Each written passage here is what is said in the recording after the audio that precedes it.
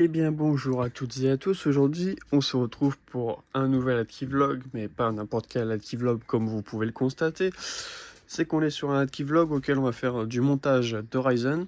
Comme vous aurez pu le constater ici, on a un petit Ryzen 9, donc ce qui implique donc une nouvelle offre qui sortira dans les prochains jours. Mais au moment où vous verrez cette vidéo, l'offre sera déjà sortie depuis pas mal de temps déjà, voire même en stock, qui sait. On ne peut pas savoir la demande à l'avance. Nous avons décidé de caler enfin un petit serveur Ryzen pour les VPS performance. Vous pouvez le constater, on rigole pas ici, on a préféré choisir un petit Ryzen 9 9950X. Ensuite on a deux petits SSD de 500 et 250 Go, mais 250 Go c'est amplement suffisant pour le RAID. On a également une petite alimentation sympathique, en gold évidemment, minimum. C'est vraiment le strict minimum en certification pour que ça aille en data center, afin que y ait la meilleure efficacité énergétique et qu'on ne consomme pas trop non plus. On a également 2 fois 96 Go de RAM, ce qui fait un total de 192 Go de RAM, donc ce qui est plutôt pas mal. Mais le support de 256 Go de RAM n'est pas encore officiel, donc on va jouer la sécurité pour l'instant. Après cela, on a une petite carte mère ASRock Rack pour évidemment accompagner ce petit Ryzen et le fait qu'on puisse le contrôler à distance. Donc on est sur la B650D4U.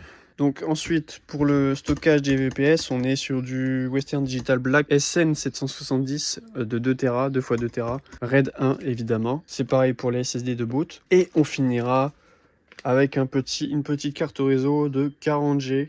C'est un petit délire compulsif, on va dire. Après, le Ventiran n'est pas encore arrivé au moment où j'enregistre ces vidéos, mais elle arrivera le lendemain. Donc vous le verrez dans le montage qui commencera juste ici. Donc vous voyez que j'ai déjà quand même plutôt bien commencé à le monter. Donc là, j'ai juste démonté pour pouvoir vous illustrer cette partie. Et on voit que j'ai déjà fait un setup pour caler ma webcam ici. Et puis voilà. Donc vous voyez que j'ai déjà commencé à faire un peu de cable management, tout ça. De préparer l'emplacement pour la carte réseau, le stockage, tout ça. Et on voit qu'on a un petit automatic transfer switch. Bon, malheureusement, celui-là, il va pas pouvoir rester en prod très longtemps parce qu'il a il a dû être endommagé pendant le transport. Faut pas que la voie B se coupe, sinon, vu que la voie A prend la relève, plus rien qui s'affiche. Du coup, les prises fonctionnent quand même, mais lorsque la voie B revient, ça fait une sorte de micro coupure et du coup, les équipements se coupent et se redémarrent. Ce qui est assez embêtant pour un appareil qui n'est censé pas faire de temps de downtime. C'est pas grave, on va racheter un qui va faire parfaitement son travail. C'est-à-dire switch sur les deux voies sans qu'il y ait de coupure. Mais bon, c'est dommage que si la voie B se coupe, la voie A n'arrive pas à prendre la relève correctement.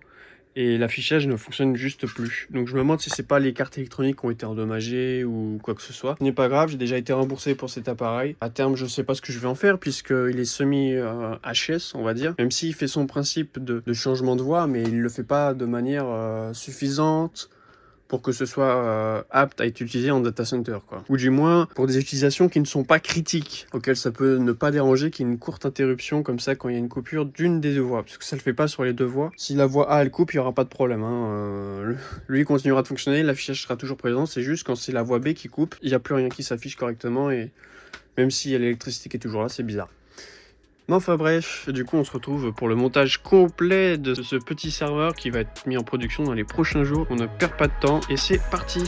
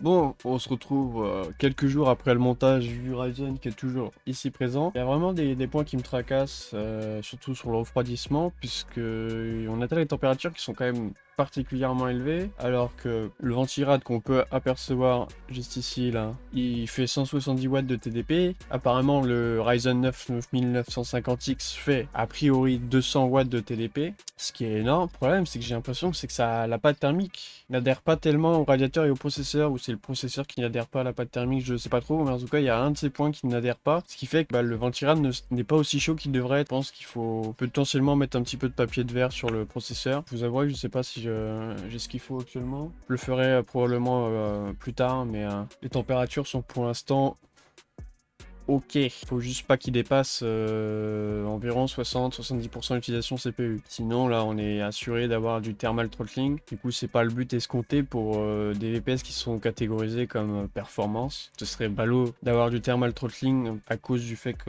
il y a un souci thermique, justement. Je vous avouerai que ce point me tracasse beaucoup. Donc, je vais voir si je peux essayer de trouver du papier de verre et essayer de gratter un tout petit peu le processeur, histoire que ça puisse mieux adhérer. Mais sinon, ça va être compliqué pour le refroidissement. Bon, après, là, actuellement, il fait 28 degrés. Donc, les conditions de refroidissement ne sont pas vraiment optimales. C'est un peu de la torture pour le serveur. Mais le but, c'est qu'il soit le mieux refroidi pour qu'on puisse proposer la meilleure qualité possible sur l'ensemble de nos offres. Je vous tiens informé sur la mise en prod de celui-ci.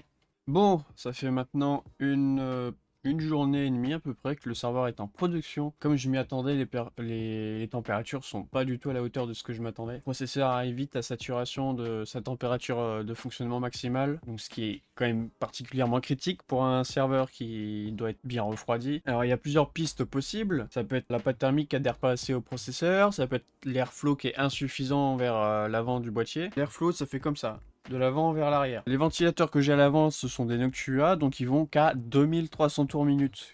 Alors que le ventilateur du processeur, c'est jusqu'à 10 900 tours minute. Donc je pense que c'est cette différence d'airflow qui fait qu'il n'y a pas assez d'air qui rentre et qu'il n'arrive pas à évacuer assez d'air chaud pour ça. Comme je le disais à l'instant, je trouve ça assez bizarre que le radiateur ne soit pas brûlant entre guillemets au toucher quand le processeur travaille à fond. Quand il est à fond, le radiateur est chaud mais c'est pas brûlant au toucher quoi. Et c'est à la limite mais c'est pas non plus ça. Donc je pense qu'il y a c'est plusieurs problèmes qui font que du coup le serveur est moins refroidi. Seulement au niveau du processeur, la RAM, il n'y a pas de problème. Les NVMe c'est pareil, il n'y a pas de problème. Eux ils sont parfaitement refroidis. Mais malheureusement le processeur c'est lui qui pose problème pour l'instant. Donc je pense que je vais potentiellement commander des ventilateurs de serveur à genre 10 000, entre 7000 et 10 000 tours minute. Comme ça va peut-être aider à mieux refroidir le serveur. Et si là vraiment ça ne refroidit toujours pas bien, c'est que le problème c'est que c'est le radiateur et le processeur qui pas assez entre les deux. La chaleur ne se dissipe pas